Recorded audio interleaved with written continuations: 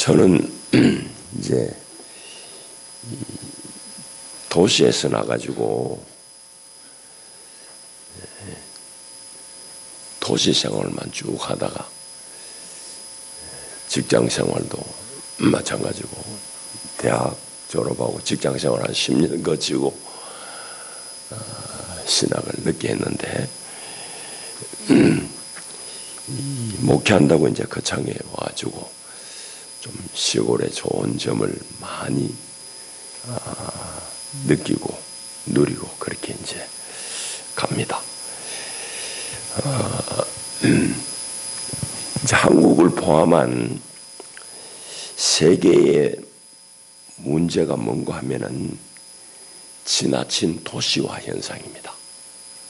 도시에 너무 집중되는 이 현상이 우리나라도 특별하게 어렵지만은 외국도 이제 그런 어려움이 마찬가지 다 이 도시화 어느 정도라의 말이지 너무 도시가 과밀화되고 이러니까 이제 그게 사회 문제가 됩니다. 심지어는 이제 우리나라가 지금 출산율이 1명도 안 되잖아요. 이건 참 어려운 얘기입니다.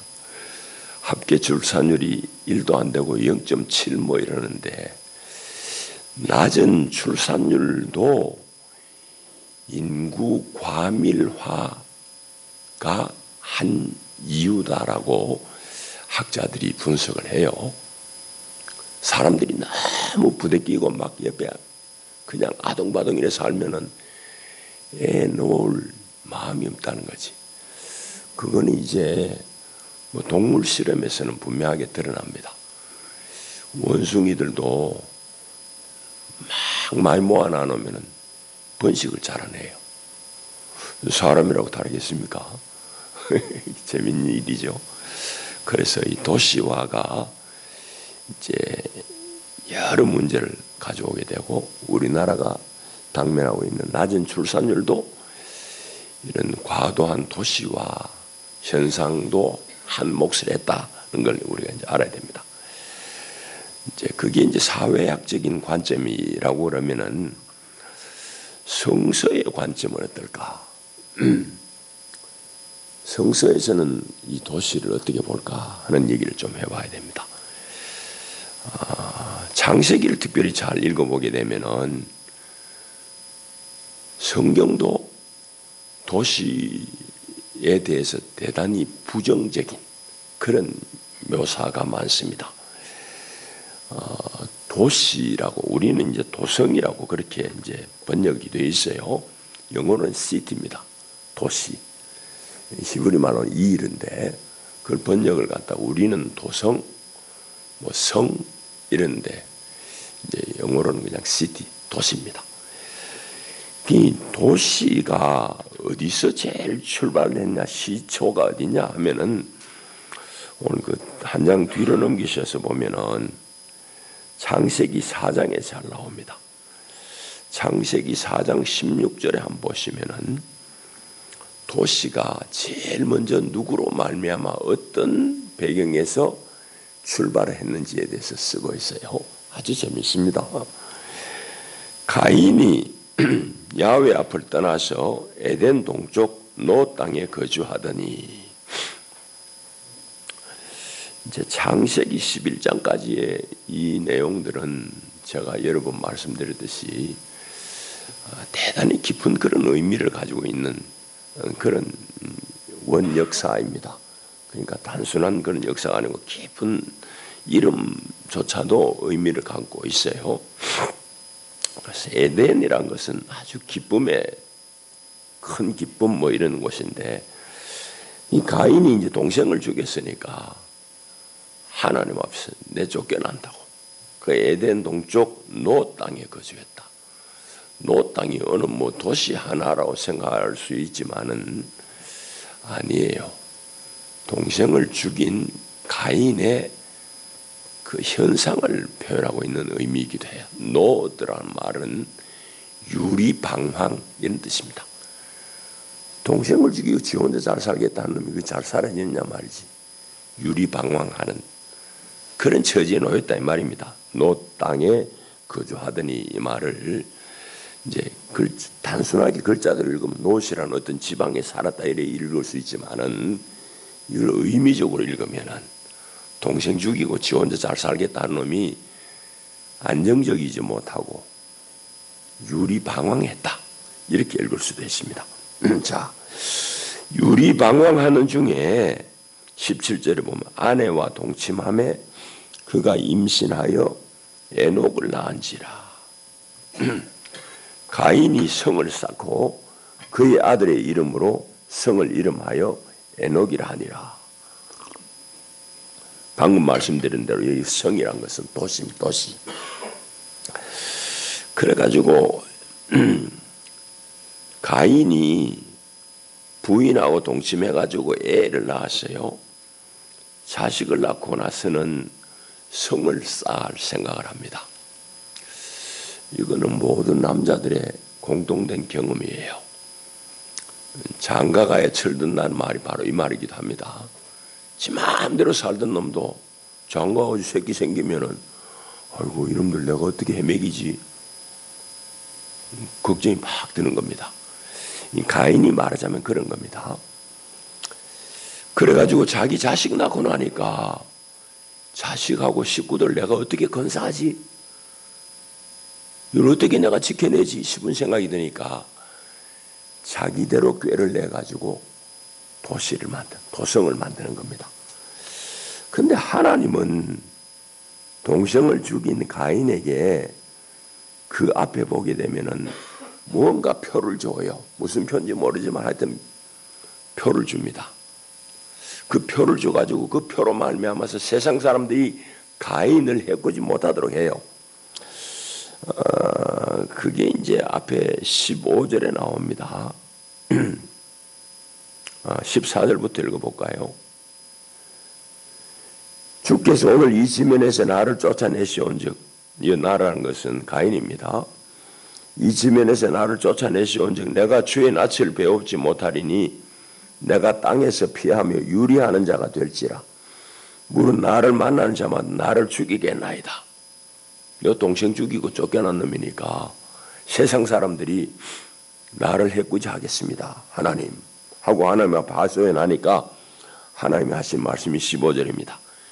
야훼께서 그에게 이르시되 그렇지 아니하다.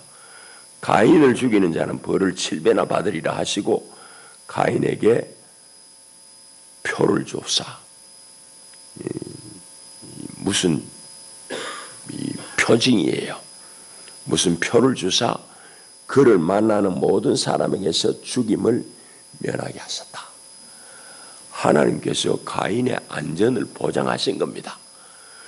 그런데 가인이 하나님의 안전 보장이 안 믿어지는 거예요. 왜? 자기 새끼 낳고 나니까 자기가 지켜야겠다는 부담이 확 오는 거예요. 그래가지고는 하나님이 주신 그 표에 대한 신뢰가 떨어지고 내가 내 스스로 지켜야지, 내 자식 지켜야지 하는 생각에서 자기가 성을 쌓는 겁니다. 그 첫 성의 이름이 에녹입니다. 그러니까 이렇게 가인이 처음 도성을 쌓는데 그 도성은 결국은 하나님의 언약, 안전 보장에 대한 불신으로부터 말미암습니다. 그래서 이제 가장으로서의 그 짐이 무겁다는 걸 알 수 있죠. 그렇게 해가지고 이제 도성이 시작된 거예요. 이제 이와 같이 성경은 도성을 매우 부정적으로 묘사하고 있습니다. 뒤에 가면 쭉 그런 얘기가 나와요. 그러니까 이 도성과 반대되는 것은 뭔가 하면은 이제 광야 생활이에요. 아브라함도 믿음의 조상이라고 그러잖아요. 그분도 큰 도성인 우르 출신이에요. 지금으로 치면 이라크, 쿠웨이트 거기 있는 갈대아 우르에서 나왔다고. 하나님 나가라고 그러니까. 거기 나와가지고 가나안 땅 그 들에 산다고. 들에. 이와 같이 이제 아브라함도 그렇습니다. 이 도성은 그래서 성경의 창세기를 잘 읽어보게 되면 대단히 좀 부정적인 묘사가 많다는 걸 알 수 있습니다. 자, 이제 그런 정도로 우리가 알고 오늘 이제 2장을 우리 본문으로 이제 삼았습니다. 지난 시간에 말씀드린 대로 저는 설교가 늘 이제 교회력에 따른 그런 성서 정과를 쫓아서 했습니다. 지난 주일 오늘 두 차례만 이제 본문을 제가 임의로 정해서 말씀을 전하는데 지난 주일 설교 뭔지 기억이 나셔요? 다 잊어버렸어요. 하나님의 목적이 뭐라고 그랬습니까? 하나님의 목적. 생각이 안 나요? 이 땅 가운데 하나님의 목적은 교회입니다. 교회. 그 온전한 교회, 완성되어진 교회가 새 예루살렘 성이라는 이름으로 이 땅에 내려오지만은 그는 완성된 교회의 모습입니다. 그러니까 하나님의 마음의 갈망은 이 땅에 교회가 온전해지는 거예요. 자, 잊어버리면 안 됩니다. 그 얘기를 지난 시간에 했고, 오늘은 인생이라는 게 도대체 뭔가 하는 얘기를 여러분들과 좀 나누려고 합니다. 오늘 2장 4절부터 7절까지 짧은 본문 읽었는데 여기에 보게 되면은 사람에 대한 성경의 중요한 진술이 나와 있습니다. 사람이 도대체 뭐냐는 얘기죠. 이 본문을 잘 읽어보게 되면은 7절 여간을 잘 읽어보게 되면은 사람의 본질이 뭔지에 대해서 말씀하고 있어요.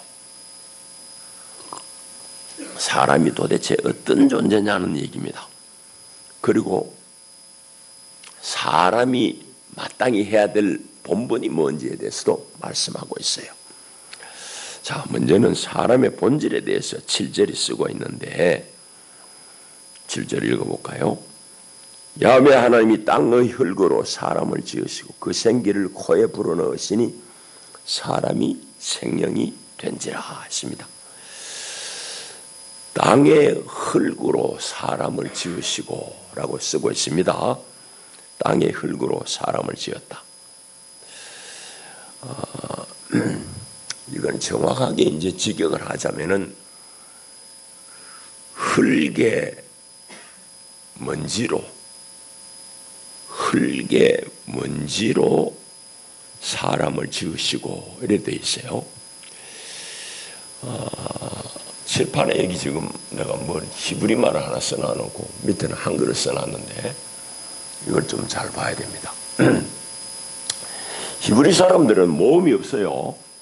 모음이 없고 자음만 있는데 이 자음은 우리로 치면 이응, 디귿, 미음입니다. 모음을 붙여가지고 말들을 만들어내는데 그건 다 기억에 의한 거지 기록은 없어요. 지금은 그걸 모음 표시를 합니다. 본래 안 하는데 후대의 사람들이 잊어버릴까 싶어 지금은 이제 모음 표기가 된 성경책이 있지만 본래는 다 자음으로만 돼 있다고. 자, 이 글자가 이응, 디귿, 미음인데 읽기를 모음을 아다마라고 읽으면은 흙이 됩니다. 흙. 똑같은 자음 가지고 아담이라고 읽으면은 사람이 되죠. 사람이 돼. 그 히브리 말이 좀 오묘하다고요. 무슨 말인가 하면은 사람은 흙이다 이 말이지. 사람은 흙이다 이 말이에요. 흙하고 사람하고 어근이 같다 이 말입니다. 어근이 같다 이 말이에요. 그래서 오늘 우리는 땅의 흙으로 사람을 지었다고 그래 돼 있지만은 흙의 먼지로 사람을 지었다라고 그래 읽는 것이 히브리 말 그대로 읽는 내용이 됩니다. 그러니까 여기 지금 말씀에 인간의 근본, 근원이 뭐냐는 얘기입니다. 땅의 흙이라는 얘기입니다. 땅의 먼지 가지고 사람 만들었다는 얘기입니다. 물질적으로는 정확합니다. 여러분이 살다 죽어가지고 화장을 하든지 아니면은 매장을 하든지 오래되면은 다 흙성분하고 똑같아집니다. 그러니까 오묘하지요. 아담, 아담아 같은 말이라고. 모음 붙인 데 따라 가지고 사람이 되기도 하고 흙이 되기도 하고. 어쨌든 인간의 근본이란 것은 히브리 성서에 따르면은 흙이다. 땅의 흙으로 사람이 되어 있다 이 말입니다. 자, 그것만이 다가 아닙니다.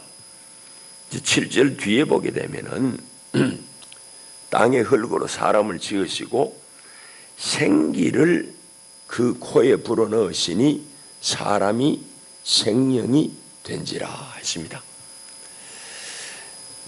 이 말은 무슨 말인가 하면은 생명의 호흡, 생기란 말은 생명의 호흡입니다. 우리 한자말로 생기라고 적어놨는데 하나님의 생명의 호흡을 코에 불어넣으니까 사람이 비로소 산 존재가 되었다 이 말입니다. 여러분, 이게 이제 인간의 본질에 대한 성서의 진술이에요. 7절이. 자, 7절 한 절이지만 대단히 중요한 내용을 다 담고 있습니다. 두 번째, 그러면 사람이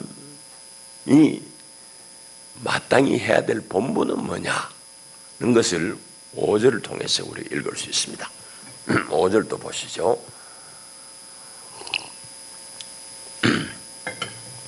야훼 하나님이 땅에 비를 내리지 아니하셨고 땅을 갈 사람도 없었으므로 들에는 초목이 아직 없었고 밭에는 채소가 나지 아니하였으며 이랬습니다.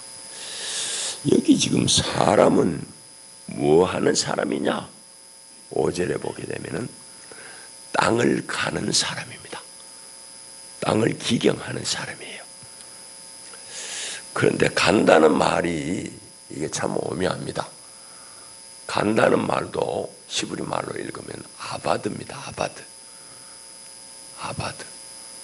아바드는 뭔가 하면은 섬긴다는 말이에요. 섬긴다. 그러니까 땅을 섬긴다 하는 것은 우리 번역으로 땅을 간다라고 번역했지만은 하나님을 섬긴다. 아바드 엘로힘 이러면은 하나님을 섬기는 게 뭐죠? 예배하는 거야. 그러니까 여러분 오묘합니다. 땅을 섬길 사람, 땅을 예배할 사람 이 말입니다.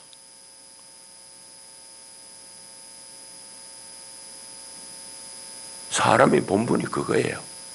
땅을 섬기는 사람이에요. 땅이라는 목적어 대신에 하나님을 넣으면 하나님을 예배한다라고 아바드라고 썼으니까 이거는 간다라는 말이 그냥 다리짚는다는 이런 의미가 아니에요. 대단히 존중하는 마음으로 땅을 다루는 걸 말합니다. 사람은 땅을 그렇게 귀하게 존중하면서 땅을 다루는 사람, 그게 사람의 본분입니다. 이제 이게 영어로 넘어오게 되면은 cultivate라고 씁니다. cultivate. 땅을 간다 그럴 때 여기서 나온 단어가 culture고 문화가 culture잖아요. 그러니까 이 문화라는 것은 본래 이 하나님의 깊은 뜻이 담겨 있는 그런 말입니다. 이걸 모를 때는 하나님의 문화 명령이다 뭐 이러는데 난 무슨 소리인지 몰랐어요. 신학교 처음 가니까 하나님의 문화 명령이 여기 2장 4절부터 있다는데 뭔 소리인지 몰랐는데 나중에 공부해 보니까 알게 되겠더라고요. 하여튼 땅을 이렇게 섬기는 마음으로 잘 다루는 것, 이게 사람의 본분이에요. 이게 문화의 본질이에요. 자, 이제 그걸 알 수 있습니다. 이제 여러분들 TV나 이런 데 보게 되면 교황이 우리 서울 방문할 때도 그러잖아요. 인천공항에 비행기 도착해가지고 트램 내려오면 교황이 제일 먼저 하는 일이 뭐죠? 무릎 꿇고 땅에다가 키스를 하잖아. 그죠? 그 우리나라만 그런 게 아닙니다. 다른 나라 가도 교황이 비행기에서 내리면 땅에 뽀뽀한다고. 이거는 뭐 내가 그 양반한테 물어보지는 않았지만은 땅을 섬긴다는 그런 의미일 것입니다. 그게 사람의 본분이니까 이제 그런 모범을 보이는 거죠. 자, 그래서 이게 이제 사람의 본분이고 마땅히 해야 될 일이에요. 그래서 이제 2장 15절에 가면은 야훼 하나님이 그 사람을 이끌어 에덴 동산에 두어 그것을 경작하며 지키게 하시고 할 때에 경작이란 말도 역시 아바드입니다. 그 우리 번역은 이거 나는 좀 못마땅해요. 15절에는 경작이라 했다가 앞에는 간다 했다가 막 뒤죽박죽 해가지고 그런데 다 같은 단어예요. 어쨌든 땅을 대단히 조심스럽게 섬기는 마음으로 땅을 잘 갈무리하는 그걸 말합니다. 그렇게 하도록 하나님이 사람을 지으셨다 이 말입니다. 사람의 본분이 뭐죠? 땅을 섬김, 땅을 대단히 존중하면서 땅을 잘 기경하는 것, 이 정도는 이제 우리가 요약이 됩니다. 자, 그러면은 오늘 이제 우리의 문제, 인생의 문제, 이 세상의 문제가 무엇인지 한번 살펴보십시다. 먼저는 오늘 우리의 문제가 땅을 떠남에서 비롯됩니다. 공간적으로 흙을 떠난 데서부터 우리 모든 인생의 문제가 촉발이 되는 겁니다. 여러분, 땅의 먼지로 사람을 지으셨으니 우리가 땅을 가까이 할수록 사람은 건강해져요. 그런데 오늘 우리 생활이 자꾸 땅을 멀리하게 되는 생활이다 이 말이지. 삶의 여건 자체가 그런 겁니다. 저도 마지 못해가지고 뭐 엄마가 물려준 집에 가긴 가는데 그 아파트 39층인지 4층인지 정신이 없어. 그거 내 살지 모르겠다. 어차피 하여튼 땅을 자꾸 멀리하는 생활을 우리가 하고 있더니 도시화가 많이 진행되다 보니까 그래서 우리가 건강해지려고 그러면 여러분들이 땅을 가까이 해야 됩니다. 흙을 만져야 됩니다. 흙을 디뎌야 됩니다. 애들도 흙구덩이에서 뛰어노는 놈은 건강해져요. 자꾸 뭐 깨끗하게 한다고 씻겨서고 아파트 안에만 가도 키우는 애들은 뭐 아토피 뭐 전식하고 그래요. 흙에 가까이. 사람은 본래 그래 지어졌기 때문입니다. 그래서 오늘 많은 현대인들의 건강의 문제도 사실은 땅을 멀리하는 생활 때문입니다. 그러니까 여러분들 땅을 흙을 어찌하든지 가까이 하셔야 됩니다. 더 중요한 것입니다. 오늘 우리가 땅을 멀리하지만은 또 더 중요한 우리의 문제, 인생의 문제는 뭔가 하면은 땅을 섬기지 않음에 있습니다. 땅을 섬기지 않는 데 있어요. 이건 이제 우리가 땅을 인식하는 태도에 있어서 문제입니다. 아까는 공간적으로 땅을 멀리하는 데서부터 우리 문제가 생겼는데 이제는 땅에 대한 인식, 태도가 땅을 섬기지 않아요. 이게 오늘 모든 이 문명이 마지막 길로 치닫는 결정적인 이유입니다. 땅을 섬기지 않고 땅을 착취할 생각만 하고 있습니다. 오늘 인류가 땅을 착취하고 있어요. 땅이란 말을 자연이라고 읽어도 좋습니다. 자연과 공존할 생각은 안 하고 자연을 착취해가지고 인간의 배돼지만 치우려고 합니다. 이제 이것이 오늘 모든 인류가 겪는 결정적인 문제가 여기에서부터 촉발됩니다. 그래서 땅을 귀하게 여기지 않는 문명은 오래 지속될 수가 없습니다. 지속 가능하지 않습니다. 그런데 이 오늘 우리 문명이란 것이 땅을 착취하는 문명, 착취하고도 착취하는 줄도 모르고 그 짓 하고 있는 거야. 이거는 서구 교회가 저지른 아주 큰 죄악입니다. 서구의 신학이 저질러 놓은 아주 큰 배악이에요. 성경이 없는 동양은 이미 자연을 깊이 이해하고 자연과 동화하려고 그랬는데 성경을 엉터리 읽는 신학자들이 교회가 세상을 마음대로 하는 세상을 만들었단 말이지. 역사의 교회는 여러분 결코 늘 좋은 짓만 한 거 아닙니다. 못된 짓, 죽을 짓, 골라서 하는 짓도 많아요.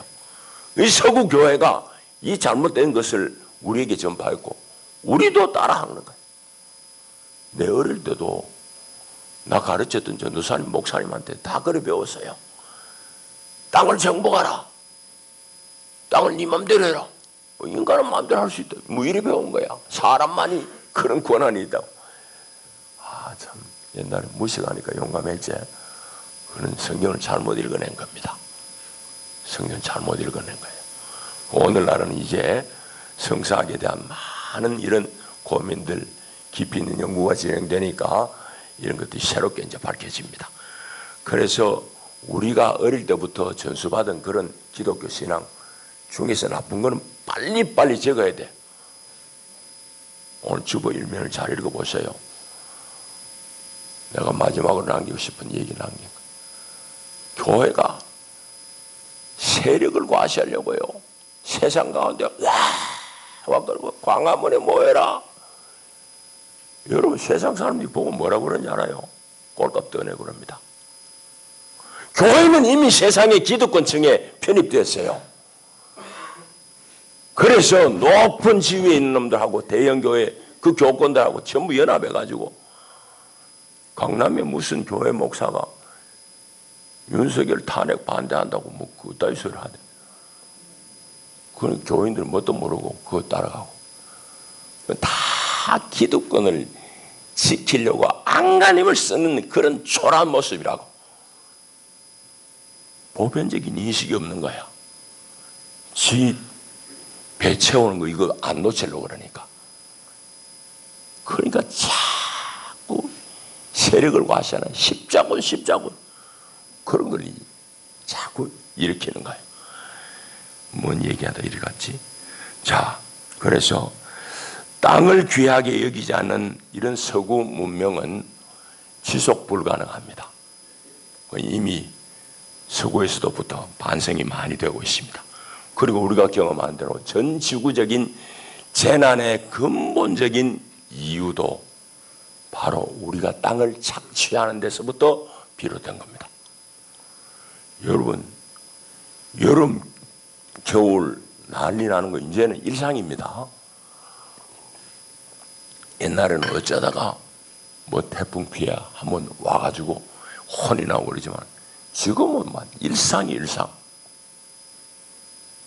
원래는 우리나라 여름에 이렇게 피했어요. 일본, 중국 난리죠. 그뿐만입니까? 남반구, 미국, 유럽 난리죠, 난리. 일상이 됐어요. 왜 그러냐? 사람이 땅을 착취한 데 따른 결과입니다. 자업자득입니다. 성경은 하나도 틀린 게 없어요. 내가 이때까지 성경을 연구한 내 결론입니다. 그래서 성경을 교리로 우리 딸딸 외우려고 하는 게 아니라 그 깊은 의미를 읽어내면은 성경의 말씀은 하나도 틀린 게 없습니다. 다 올곧은 말씀입니다. 그래서 땅을 섬겨야지 우리 공동체가 건강하게 살아낼 수 있습니다. 자, 그런 얘기. 또 한 가지 더 얘기해야 됩니다. 우리 인간은 땅의 티끌로 만들어져 있습니다. 흙의 티끌, 흙의 먼지로 만들어진 게 인간이에요. 그런데 그 인간이 주님의 생명의 기운이 그 코에 들어가니까 비로소 산 사람이 된 거예요. 비로소 산 사람 구실을 하게 된 겁니다. 자, 이 부분은 두 가지로 우리가 다시 정리해서 말씀할 수 있습니다. 히브리 사람들은 여기에 대해서 인식이 분명해요. 그 7절에 야훼 하나님이 땅에 흙으로 사람을 지으시고 생기를 그 코에 불어넣으시니 사람이 산 존재가 되었다 했잖아요. 그러니까 하나님이 코에 불어넣어 주신 이 호흡은 하나님, 창조주 하나님이 인생에게 빌려주신 거예요. 어떤 시한 내에 빌려주신 거라고. 그러면 도로 거두어 갈 때가 있다는 얘기잖아요. 시편 104편 29절에 보면은 거기에 대해서 아주 정확하게 쓰고 있습니다. 시편 104편 29절 주께서 낯을 숨기신 즉 그들이 떨고 주께서 그들의 호흡을 거두신 즉 그들은 죽어 먼지로 돌아가나이다. 주께서 호흡을 거두셔 가니까 그 사람들은 죽어가지고 이제 먼지로 돌아가. 본래 흙에 먼지로 만들어져 있으니까. 이 얘기는 무슨 얘기예요? 니 잘났다고 꺼불꺼불거리고 있지만은 생명의 주인은 따로 있다는 얘기입니다. 여러분, 아마도 청년들은 내 소리가 실감이 안 될 거예요. 아마 80대 이상 되면 철이 좀 들어가지고 생명의 주인이 내가 아니구나 하는 건 조금씩 여러분들이 실감할 겁니다. 여러분, 아침에 일어나면 숨 쉬는 거 여러분 거예요? 생명의 주인이 여러분 거냐고? 아니에요. 주인이시면 어느 놈이 죽을 놈이 있어. 평생 숨 쉬고 살지. 숨은 내 거 아니에요. 하나님이 나에게 분여해 주신 것일 뿐이에요. 그래서 시편에는 주께서 그들의 호흡을 거두신 즉 그들은 죽어 먼지로 돌아가나이다 하잖아요. 하나님이 빌려주신 동안 우리는 생명을 누릴 뿐이에요. 그러니까 생명의 주인이 하나님이다. 야훼 하나님이라는 사실을 분명하게 우리가 알아야 됩니다. 그 사람은 교만할래요? 교만할 수가 없어요. 생명의 주인은 야훼 하나님이십니다. 자, 이게 이제 인생은 땅에 티끌이고 주님의 호흡이 주어지는 동안에 비로소 산 존재가 된다는 말씀의 의미 첫째고, 두 번째는 또 하나 이거 우리가 생각해야 될 게 있습니다.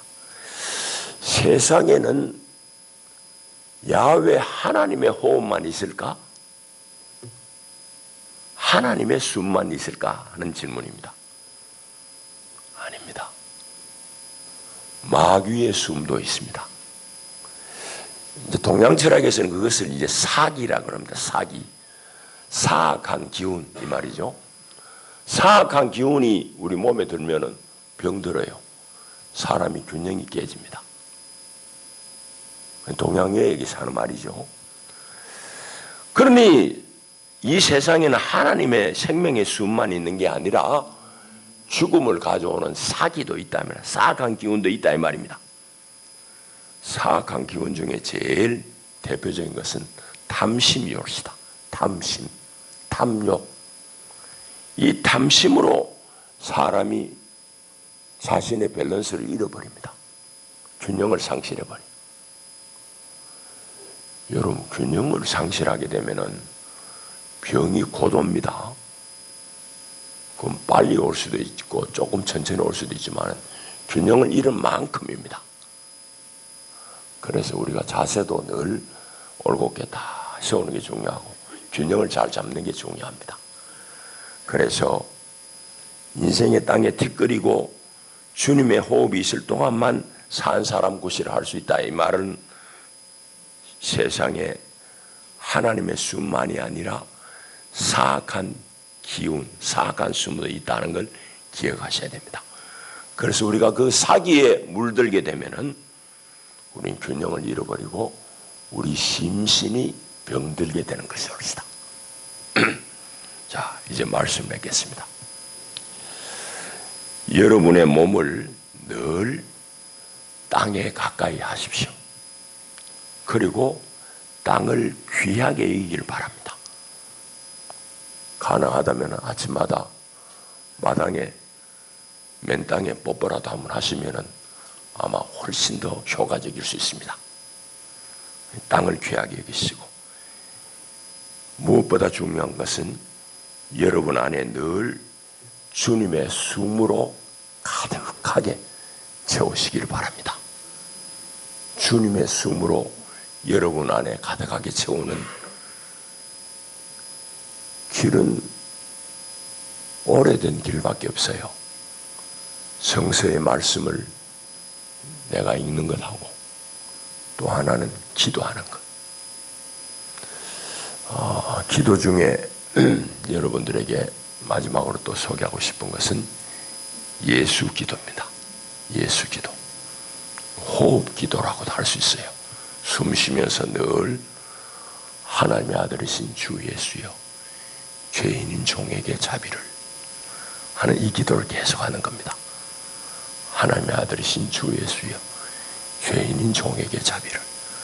길 걸으면서도, 부엌에 설거지하면서도, 돈가스 튀기면서도 늘 할 수 있는 게 예수 기도입니다. 그렇게 해서 하나님의 숨을 여러분 안에 가득 채우기 바랍니다. 그럴 때에 여러분들은 생명이 있는 산 존재, 생명이 될 것입니다. 우리 또 언제 볼지 모르지만은 우리 전인이 건강한 것, 영혼과 몸을 분리하는 것은 그것도 서구 신학이 잘못한 짓입니다. 그 나눠지는 게 아니에요. 영혼과 몸이 다 붙어 있습니다. 하나입니다. 그래서 영육 간에 같이 건강해지고 무너지면 같이 무너지는 겁니다. 그래서 여러분들이 건강하시고 또 다음 만날 때에 기쁜 웃는 아치로 만날 수 있기를 축복합니다. 기도합니다.